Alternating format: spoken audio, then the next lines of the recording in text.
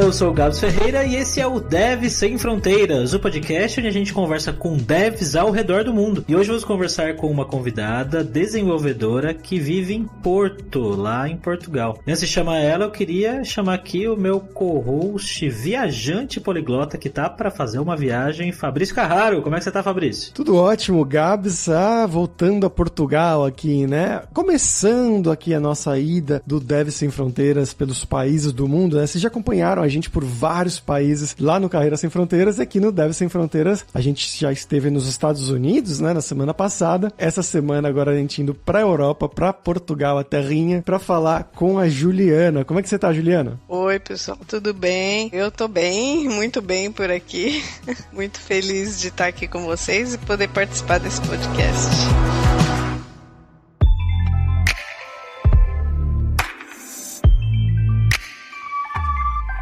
Mas eu queria que primeiro você contasse um pouquinho, né? Quem é você, afinal? Quem que é a Juliana? De onde que você é no Brasil? O que que você estudou? Quando você começou a trabalhar, né? Conta um pouquinho da sua carreira pra gente. Bom, eu nasci em Campinas, no interior de São Paulo. É capital do interior, como os campineiros gostam de dizer, né? Dizem que a gente é um pouco arrogante. Talvez sim. Acho que não. Eu estudei na Unicamp e tinha essa fama mesmo. Viu? Eu me formei em 89, em meio à reserva de mercado, que provavelmente quem tá ouvindo nem faz ideia o que seja, mas isso afetou brutalmente a área de tecnologia, porque nós não podíamos importar computadores naquela época. Algumas peças podiam, mas a maioria tinha que ser fabricada no Brasil, tinha umas regras. E isso foi liberado após a década de 90, e então que a área começou a se desenvolver mais, porque isso acabava limitando um pouco e restringindo o desenvolvimento da área. Então houve um boom de tecnologia a partir da década de 90. Eu me formei na PUC em análise de sistemas. Eu sempre quis fazer isso, foi uma escolha minha, apesar de que era uma época em que as pessoas não escolhiam fazer isso, em geral quem trabalhava com tecnologia era engenheiro, era especialmente engenheiro. Eu tive muito colega engenheiro nessa época. Eu fiz estágio, meu primeiro emprego foi no Itaú, depois eu trabalhei em empresa de previdência, era muito fácil achar emprego naquela época, a gente mudava de emprego dobrando o salário, eu queria sair de pleno para sênior, era só mudar de emprego, negociava, foi uma época muito boa, a década de 90 foi muito boa mesmo. Eu sempre trabalhei com mainframe, porque era o sonho da época, era trabalhar em mainframe, o Windows nem existia naquela época, ele estava nos seus primórdios, e foi assim, daí com o bug do milênio, eu cheguei a parar de trabalhar na área, saí, fui fazer outras coisas, depois voltei com o bug do milênio, que eu estava até explicando para vocês, que bug do milênio foi aquela onda que teve, que todo mundo começou a entrar em pânico, porque ia virar o ano 2000, e tudo ia parar. Na verdade, tinham várias profecias, né? Nostradamus, pois é, achavam que ninguém ia passar dos anos 2000, e isso na tecnologia foi feito assim, tanto é que não se considerava o século nas datas. Então não era considerado 1990, nós gravávamos, armazenávamos as datas, só o ano de 90 e o mês e o dia, não o século. E o que ia acontecer? Quando virasse o ano 2000, ia ficar 00. E quando você fazia conta com data, o que era muito comum na área que eu trabalhava, que era banco, a área financeira, ia ficar negativo. E no COBOL, por exemplo, COBOL é uma linguagem bem antiga, mas é o que eu ainda trabalho, o COBOL não aceita indexação negativa. Então isso era um grande problema na época. Uma dúvida nessa questão, era real mesmo o bug do milênio? Ele ia ocorrer e as empresas se prepararam, ou era mais mito do que qualquer outra coisa, né? Porque no final acabou não dando nada, né? Mais ou menos, as empresas se prepararam bem. Comecei a trabalhar com o bug do milênio uns 2 anos antes, acho que até mais, as empresas começaram a se prevenir. Mas também houve um certo exagero, que achavam que, não, ia ser uma catástrofe. Não, nem tanto. Era um meio termo. Houve um cuidado, mas também houve um certo exagero. Mas nós trabalhamos na virada, né, plantão. Acho que todos os analistas que eu conheço trabalharam na virada do ano de 99 para o de 2000. Ficamos todos de plantão pra ver o que ia acontecer. Eu ia falar que é engraçado que até hoje datas e certas coisas para se trabalhar com números em programação, em alguns contextos, são um problema, né?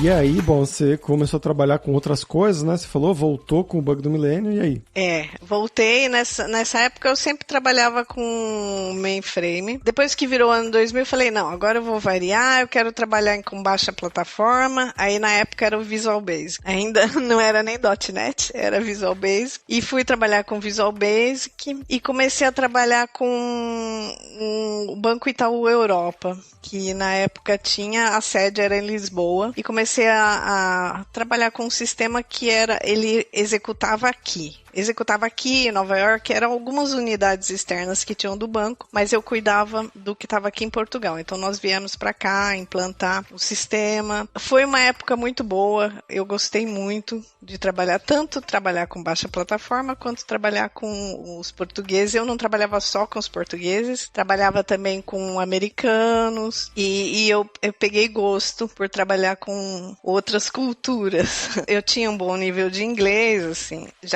minha mãe era professora de inglês, então o inglês na minha casa era normal, era uma obrigação meio que de família, todo mundo tinha que saber. Eu já gostava, só que tudo que é bom nem sempre dura, né, porque não deu pra eu continuar nessa área, eu comecei a ter problemas lá que trabalho com as pessoas. Aí eu falei, bom, então agora tá na hora de mudar, vamos mudar, vou fazer outra coisa. Voltei pro mainframe, porque o mainframe me persegue. E aí voltei, fui trabalhar com outras coisas, fui trabalhar com BI, Business Intelligence, outra coisa que eu gostei, mas eu sempre fiquei com aquela vontadinha de trabalhar com a parte internacional. Eu sempre, aquilo aí é como um bichinho que te pica e você fica a falar, agora nada mais tem graça se não tem aquele desafio do idioma, se não tem aquele desafio da cultura. Então eu comecei a tentar mudar de área para trabalhar mais com coisas internacionais, mas dentro do banco não estava dando certo. E aí a idade vai chegando, a vida, nossa, muda muito, a gente já não pode mais se focar só na nossa carreira, tem momentos que é mais complicado, eu fui deixando. Até que em 2018, eu comecei a estudar francês. Uma época eu tinha terminado um relacionamento, falei, o que eu vou fazer da minha vida? Eu vou estudar francês. Fui estudando, fiz muitos amigos e fui continuando. A aula sempre foi muito divertida. Aí terminei, só que aí eu terminei o curso. Eu falei, e agora? O que eu vou fazer com isso? E de novo, aí aquele bichinho falando assim, não, mas você sabe, agora você sabe até francês. O que você vai fazer com isso? Eu comecei a ajudar os haitianos na época do terremoto. Eu ajudava ensinando português para eles, porque eles, em geral, eles falam francês, mas não necessariamente, eles têm os dialetos deles, né, mas eles entendem um pouco de francês, então eu ajudava. Aí meu marido queria muito vir para Portugal, ele falou, não, minha vontade era conhecer Portugal, por causa dos antepassados dele. Eu falei, então vamos viajar para lá, para conhecer, porque ele não conhecia, eu já conhecia Portugal, eu já tinha vindo para cá, era uma coisa que, é um lugar que minha mãe gosta muito. Aí viemos, meu marido se encantou por Portugal, eu também, porque acho que já fazia quase 20 anos que eu não vinha pra cá, e eu fiquei encantada, porque estava muito desenvolvido, as ruas muito limpas, eu achei assim sensacional. Depois, quando a gente voltou pro Brasil, o meu marido falou assim, não, eu acho que a gente devia mudar pra lá. Mas como? Não, sair do Brasil, não, vamos esperar mais um pouco, vamos planejar. Ele, não, eu acho que a gente tinha que mudar agora. Aí eu comecei a analisar e comecei a perceber que o mercado de trabalho aqui para COBOL existia, era um mercado bom, e especialmente para quem falava francês, que era um requisito a mais, além do inglês também, claro, o inglês é básico. Mas o francês, ele é muito usado, tem empresas aqui, são bancos franceses que têm uma filial aqui, especialmente de tecnologia, da parte de tecnologia. Então eu falei, nossa, aí é fantástico, né? Porque é um país onde eu posso falar português. Pra mim não seria um problema um país que eu não falasse português, porque é um desafio bom. Mas meu marido não fala, e minha filha, eles iam estar muito dependentes de mim. Então eu não queria um lugar onde eu falasse outro idioma. Então eu achei uma boa boa ideia. E comecei a me inscrever para as vagas. Aí fiz entrevista. Eu cheguei a fazer uma entrevista pro Canadá uma vez, na verdade, só porque eu não aguento, eu vejo lá a plaquinha, eu gosto de um desafio. Me dei muito mal naquela entrevista, mas eu continuei, aí fiz uma entrevista pra cá uma vez que eu achei super estranho, a forma de falar não deu muito certo, mas no final de 2018, eu fiz uma entrevista pra cá, e aí que eu comecei a ver que o negócio era bom mesmo. Comecei a achar que eu tinha chance mesmo. E aí que a gente começou a levar o negócio mais a sério. Só que o que eu percebi que eles procuravam muito Java, que são as linguagens mais modernas, são muito procuradas. E COBOL eles procuram, mas já não é assim como o Java. O profissional Java, por exemplo, eles trazem pra cá, ajudam no visto, ajudam com todo o processo. O COBOL, eles já são um pouco mais cômodos, talvez porque tenha mais pessoas, mais disponíveis, é mais fácil. Você acha que tem mais pessoas de COBOL do que de Java? Não, eu acho que tem mais disponível aqui em Portugal. Talvez porque a população seja mais velha e faça sentido. E a população que sabe Java normalmente tem de 40 para baixo. Aí é o que eu penso, eu acho. Então tem mais recurso de COBOL disponível aqui para eles. Então eles não têm aquela necessidade de trazer a pessoa ao ponto de conseguir o visto para ela. Aí nós conseguimos um visto é um tipo de investimento para quem já tem alguma coisa, algum rendimento. Então você pode vir para cá, você prova que você pode se manter e nós falamos, então vamos arriscar. Vamos meter as caras. Eu falei, eu não tenho mais muito a perder, porque eu já estava com 20 anos no Itaú, já não tinha mais para onde ir lá no banco, eu já tinha feito gestão de projetos, já tinha sido product owner, já tinha sido desenvolvedora, já tinha feito de tudo. Falei, a minha carreira lá já não ia pra lado nenhum. Por que não? Uma boa ideia, né? Minha filha também tava numa fase muito de transição na escola, e pra criar filho é muito melhor Portugal do que o Brasil, porque o Brasil é uma coisa que tá complicada. Vamos embora, então. E nós arriscamos. E uma semana depois que eu cheguei aqui, me ligaram daquela entrevista que eu tinha feito no final de 2018, perguntando se eu queria fazer uma entrevista com o cliente deles. Explicaram quem era o cliente e tal. Eu falei, claro. Acho que 2 dias. Eu cheguei dia 1º de abril, a entrevista foi no dia 3 de abril. Foi assim, muito rápido. E aí, como eu tava naquela adrenalina, isso talvez tenha ajudado. Naquela adrenalina de ter acabado de chegar, a entrevista foi muitíssimo boa. E foi engraçado, porque eu nem achei que foi tão boa, eu nem demonstrei tanta parte técnica, mas eles gostaram muito de mim. Não sei, talvez pelo meu jeito. Eu entendo bem o francês. Na entrevista eles aceitaram que eu falasse em inglês e isso ajudou também. Eles faziam as perguntas em francês e eu respondia em inglês. Caramba, então já realmente era necessário o francês. Não era só aquele, pode falar assim um francês basiquinho, que não, era realmente, você tem que passar uma entrevista nessa língua, né? Eu já tinha feito, antes disso, eu já tinha feito um teste de francês com uma professora de francês, assim, uma conversa com ela. Então, antes de mandarem para o cliente, eles fizeram esse teste com a professora de francês. Já tinha feito uma entrevista em inglês com a pessoa da consultoria, né, de recursos humanos. E então essa foi a minha 3ª entrevista. Daí deu tudo certo, eles me aceitaram. 2 meses depois eu pedi para começar uns 2 meses depois, para dar um tempo de eu me acomodar. E eles aceitaram e hoje eu tô lá até hoje e precisa mesmo. Mas é uma coisa meio específica da área que eu trabalho, que os franceses lá da França não falam inglês. Então nós aqui que precisamos conversar em francês com eles. Faz parte, depende.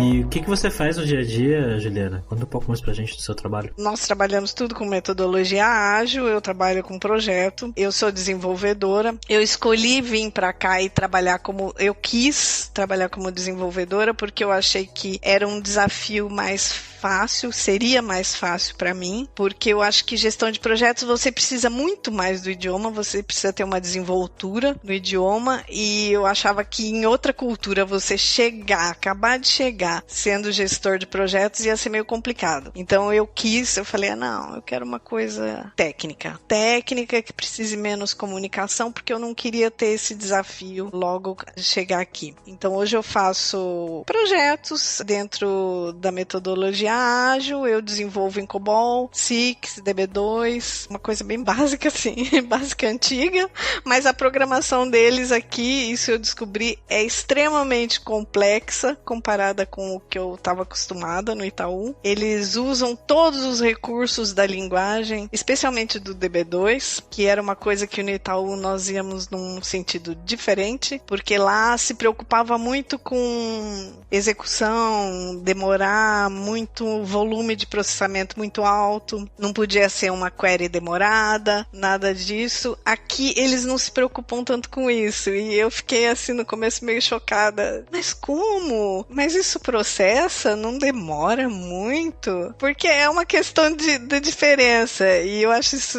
tão interessante, porque o Brasil, apesar de ser um país, digamos, subdesenvolvido, ele em tecnologia, especialmente nessas tecnologias, nós somos muito para frente, muito evoluídos. Eu acho que a programação que a gente faz lá é mais inteligente. A daqui eles vão ter problema daqui a um tempo, é isso que dá para perceber. Acho que especialmente em banco, né? Aqui no Brasil, por ter muita questão de segurança, fraude e tudo mais, a preocupação com o código é bem grande, né? É verdade. Eu sempre trabalhei com banco ou então em área financeira, então o meu conhecimento é desse. E qual que é o nicho da empresa que você trabalha? É banco. É banco também? É um banco, é um banco francês, é o Grupo BPCE, a empresa se chama Natixis, é uma perninha do Grupo BPCE, que eles têm aqui, tem a parte de tecnologia aqui, uma parte da tecnologia. A minha equipe, hoje tem umas 7 pessoas na minha equipe, mais ou menos. Dessas 7 pessoas, só eu fico aqui no Porto, todas as outras ficam lá na Normandia, que é no norte da França, e eventualmente eu tenho que me deslocar para lá. Durante a pandemia, não, obviamente, porque ficou cada um no seu quadrado, mas antes eu já fui umas 2 vezes pra lá, e provavelmente agora, melhorando as coisas, devo ir de novo. Mas com essa equipe, assim, né, com a maioria da sua equipe estando lá, desde o começo você já iniciou o seu trabalho sendo remoto, ou você tinha um escritório aí no Porto? É interessante isso daí. A gente trabalha remoto, mas não, porque assim, eu já trabalho com a minha equipe de lá remoto, mas eu trabalhava no escritório daqui. Isso antes da pandemia, né? Agora com a pandemia, eu fiquei 100% remoto, mas foi interessante porque para nós não fez muita diferença. Para mim, não fez muita diferença, porque eu já trabalhava meio que remoto, minha equipe já ficava lá. Mas é que é a equipe de projeto, mas eu tenho uma equipe aqui também, que digamos, eu tenho um manager aqui, tenho um team lead aqui, que cuida dos problemas mais locais. Como ter 2 chefes. É o sonho de todo mundo, né? Ter 2 chefes.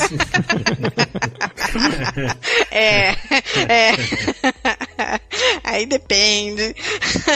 Se os 2 começam a pegar no seu pé, é complicado.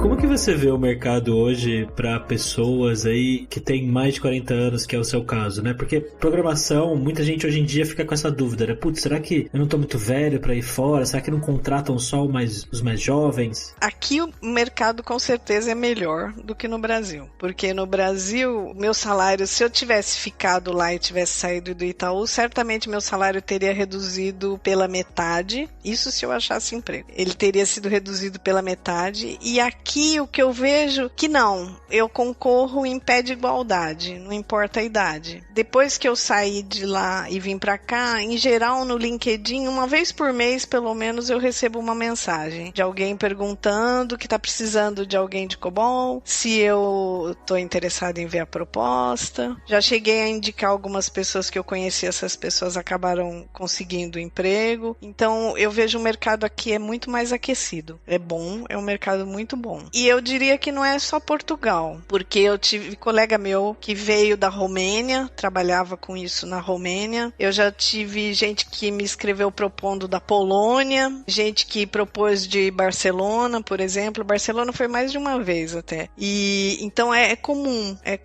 eu acho, é um mercado aquecido. Legal. E Gabs, sabia que tem curso de COBOL na Alura? Não sei se eu sabia dessa informação. Talvez não. Tem curso de COBOL na Alura, se você estiver se interessando, né, ir para esse mercado mais bancário, né, essas coisas que a Juliana tá comentando. E eu acho que agora é um bom momento pro momento Alura Língua. O que você acha, Gabs? Opa, Alura Língua. Hoje eu quero falar aqui especialmente, né, porque a gente acabou de passar semana passada o lançamento do novo curso em inglês para devs, que é o curso focado em quem tá nessa área aqui de desenvolvimento, de TI no geral, né? Então você quer trabalhar do Brasil para uma empresa de fora, ou você quer trabalhar fora do país, né, e migrar para algum país da Europa, dos Estados Unidos, seja lá onde for, Japão. A gente já entrevistou muitas pessoas no Carreira Sem Fronteiras que fizeram isso, e a gente vai entrevistar também outras aqui. Sempre você vai precisar da língua inglesa, né? A Juliana acabou de falar até que o inglês era obrigatório, além do francês, que era um plus, né, no caso deles, que era obrigatório na empresa dela, mas no geral é mais o inglês o pedido. E aí, esse curso vai focar exatamente nisso, né, o vocabulário técnico que você vai precisar, né? Você sabe o que é SQL? Você sabe o que é DBA? Coisas assim que você vai encontrar no dia a dia de um desenvolvedor que vai trabalhar no Brasil pra fora ou lá fora. Então a gente tem simulação de reuniões com o seu chefe, a gente tem simulação de entrevista de emprego em inglês, tem simulação de apresentações, né? Então apresentações de instrutores falando sobre determinados temas, pair programming, data science, data engineering, várias coisas, orientação a objeto, que você vai ouvir eles e vai anotar ali, né? A gente já tem inclusive os PDFs, tudo anotadinho, facilitando pra você, se você não quiser anotar, já feito tudo de uma maneira bonitinha pra você ver. Cada PDF tem mais de 40, 50 páginas pra você ter tudo completo, com a transcrição, tradução em português, os vocabulários, a gramática, análise gramatical pra você entender, e também possíveis errinhos que as pessoas cometem no dia a dia, né? Seja nativos, seja estrangeiros, porque esse é um outro ponto bem legal do curso, que ele te faz ter contato com sotaques diferentes. Então você vai ter contato com o pessoal que fala com o sotaque dos Estados Unidos, do Canadá, da Inglaterra, da Índia, da Alemanha, etc., de vários lugares do mundo. Isso vai te ajudar muito a acostumar o seu ouvido quando você estiver começando a trabalhar com pessoas de fora. Então vai lá em aluralingua.com.br, que agora, né, acabamos de lançar, tá fresquinho o curso lá. E ouvinte do Dev Sem Fronteiras tem 10% de desconto. Só entrar lá no aluralingua.com.br/promoção/Dev Sem Fronteiras e você vai ter esses 10%. Ô, Juliana, eu escuto já faz um tempo, eu não sei se é lenda isso, tá? Mas a gente escuta falar, porque hoje em dia COBOL e mainframe, etc, tá muito em alta, porque os programadores estão se aposentando, porque não tem jovem aprendendo isso, então os salários estão super altos, o mercado tá super aquecido. Faz algum sentido isso ou é só conversa só? É conversa. Tem muita gente se aposentando, sim, isso é verdade. Então tem muito conhecimento saindo. Isso no Itaú, por exemplo, tinha bastante gente se aposentando. Mas aí é um conhecimento do negócio, eu não diria que é da linguagem. Mas tem muito jovem entrando. Eu tinha muitos colegas jovens lá e que trabalhavam com COBOL, como eu, e eram bastante espertos. Só que às vezes o jovem é um pouco impaciente com o COBOL, mas assim, isso não é uma regra. Tem gente que se dá super bem, e isso em qualquer área. Uma pessoa pode gostar mais de uma coisa, mas pode fazer bem outra, e a outra pode gostar. Não tem a ver com a idade, não. Eu acho que vale a pena aprender COBOL, que os bancos ainda vão usar por um bom tempo. Bom saber. E saindo um pouco da parte mais tecnológica, indo para sua vida mesmo, né? Como é que foi a sua adaptação? Você falou que já conhecia Portugal, já gostava muito, mas como é que foi para você, pro seu marido, pra sua filha, que você falou, né? Quantos anos ela tinha primeiro e como é que foi esse período inicial de adaptação? Quando nós chegamos aqui, ela tinha 7 anos. Para ela, na verdade, foi para quem a adaptação foi mais difícil, eu achei, porque ela reclamava muito dos amigos, que sentia saudade, e ela é muito muito comunicativa, ela é muito brasileirinha, muito expansiva, os portugueses são mais sérios, mais fechados. Mas depois, agora ela foi se soltando, agora ela já tem amigas, ela já descobriu que, não, era porque eu era nova, eles estavam estranhando porque eu era nova, mas agora fulano é novo, então agora é o fulano que eles não conversam muito, e se adaptou, mas demorou um pouco. Meu marido se adaptou quase que de imediato, parecia que ele tinha nascido aqui. Primeiro que ele já tem um nome muito português, então eles já falavam pra ele, mas você é brasileiro? Mas com esse nome? Porque aqui eles avaliam pelo nome. É engraçado, porque no Brasil a gente tem uma mistura de sobrenome que vem de várias origens, né? Que são as imigrações. Mas aqui eles ficam tentando identificar de que lado da Europa você é. Eu, por exemplo, sou tófano, eles falam, tófano é italiano, né? É italiano. O meu marido é Oliveira tem um monte, então é normal. Ele se adaptou rápido, apesar de não estar trabalhando. Eu custei um pouquinho, mas era uma coisa que eu queria muito. Eu estava muito feliz de estar fazendo uma coisa que eu estava muito afim, que eu fui superando, mas no começo eu achei bastante difícil, e a minha surpresa foi que a dificuldade foi com o português daqui, que era uma coisa que eu não esperava que fosse tão diferente, que tivesse tantas diferenças assim, eu não esperava mesmo, inclusive gramaticalmente. Isso que foi uma surpresa grande pra mim, que a gramática é diferente. No começo eu falava para os franceses, eu não consigo entender o que os portugueses falam, não é só o francês meu problema, eu não consigo entender o que eles falam. É melhor fazer entrevista em francês do que em português, né? Tava nesse nível. Às vezes eu pensava, será que eu posso pedir pra ele falar em inglês? E às vezes eles usavam a mesma palavra em inglês pra eu entender o que era. Mas foi muito divertido, assim. Foi um desafio bem legal, essa adaptação. Mas foi em tudo. Qualquer lugar novo que você chega, você não pode esperar que de cara você eu já sei tudo. Não é como você está em São Paulo, você sabe onde tem aquele melhor restaurante árabe, onde você compra determinada coisa. Ainda mais São Paulo, que é onde eu vivia antes de vir pra cá, que é um lugar que tem tudo e a qualquer hora, né? Então, a gente tem que se acostumar.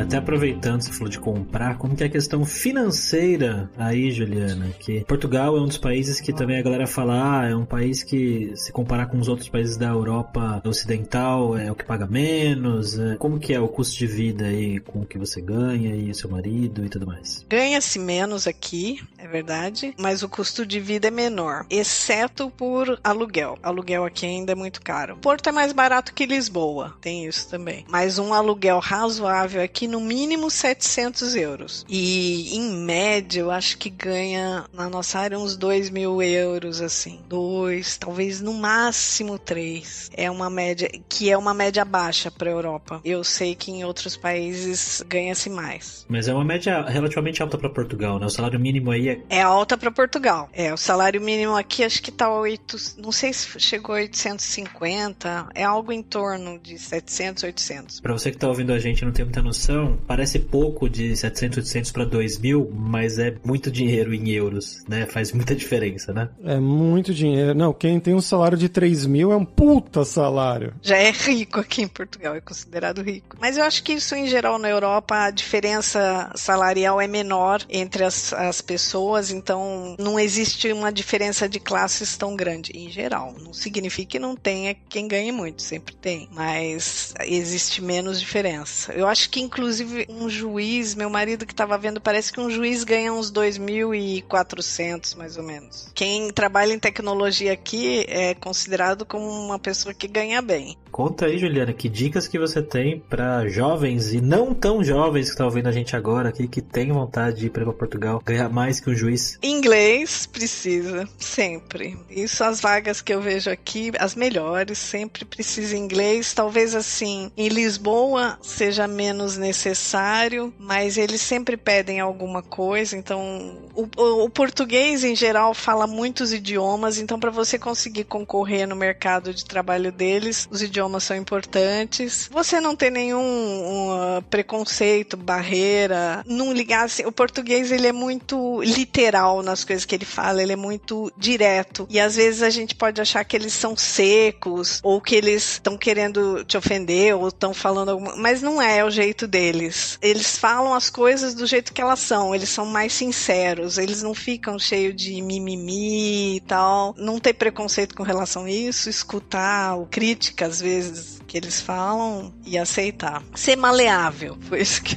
essa é a palavra.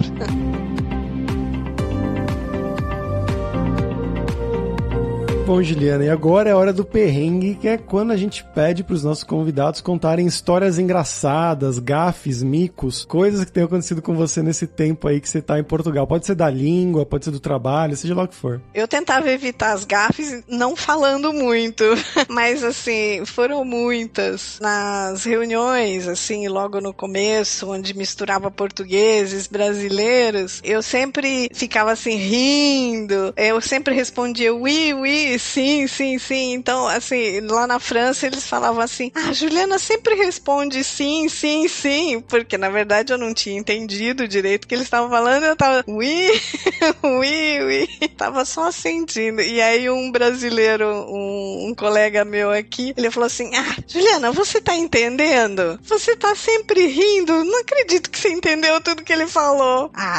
E na verdade, não, eu não tinha entendido metade, só que eu ficava rindo. Era a minha estratégia. Geralmente funciona.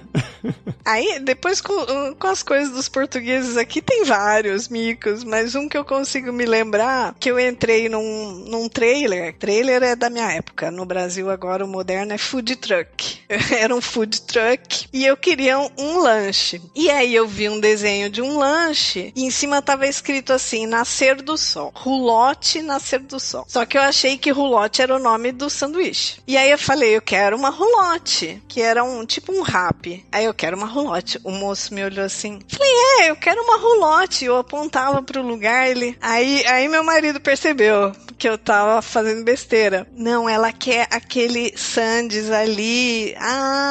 Aquele do desenho. Não, mas isso daí é um... Eu não lembro nem o nome que ele usou. Não foi wrap, não é wrap que eles chamam aqui. Mas ele falou, não, isso daí... Roulotte, na verdade, era Roulotte Nascer do Sol. Era Roulotte food truck. É o trailer. Do trailer. Mas eu tinha tanta certeza que aquilo era o nome do sanduíche que eu fui... Isso já fazia 2 anos que eu tava aqui. Talvez ele pensou que você queria comprar, né? O trailer dele. Meu marido já começou a rir, já virou pro português e falou, não, é que ela tá querendo comprar tudo. Isso mesmo.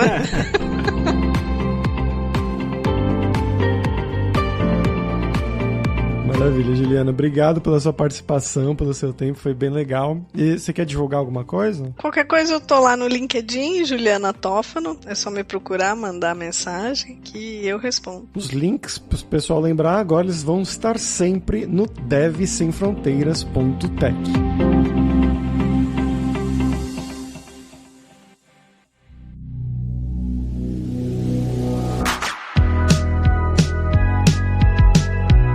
Bom, pessoal, por hoje é isso. Muito obrigado pela sua audiência. E se você gosta do nosso Dev Sem Fronteiras, recomende para 5 amigos, dá 5 estrelas lá na Apple, no Spotify, segue a gente, para a nossa comunidade crescer sempre cada vez mais. E não deixe de conhecer a Luralinga para você forçar o seu inglês e o seu espanhol e dar aquela força, tanto no seu currículo quanto na sua vida profissional. E como eu mencionei já durante o episódio, a gente está com um novo curso em inglês para devs, que vai focar nesse inglês muito usado no mercado de trabalho, em tecnologia, em programação, desenvolvimento de software e tudo relacionado. E também, como eu disse, o ouvinte do Dev Sem Fronteiras tem 10% de desconto em todos os planos. Então vai lá em aluralingua.com.br/promoção/Dev Sem Fronteiras e começa a estudar com a gente hoje mesmo. Além também, é claro, da alura.com.br, que tem mais de 1.200 cursos de tecnologia, a maioria na área de programação, desenvolvimento, inclusive cursos de COBOL, que foi o que a Juliana mencionou aqui no episódio, mas também tem curso de como você criar o seu currículo em inglês ou em espanhol para mandar para o exterior. Então, com certeza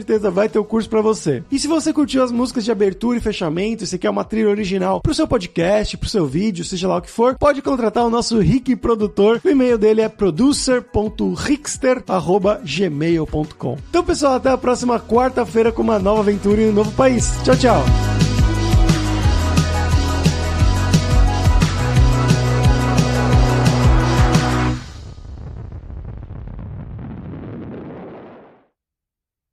Este podcast foi editado por Radiofobia, podcast e multimídia.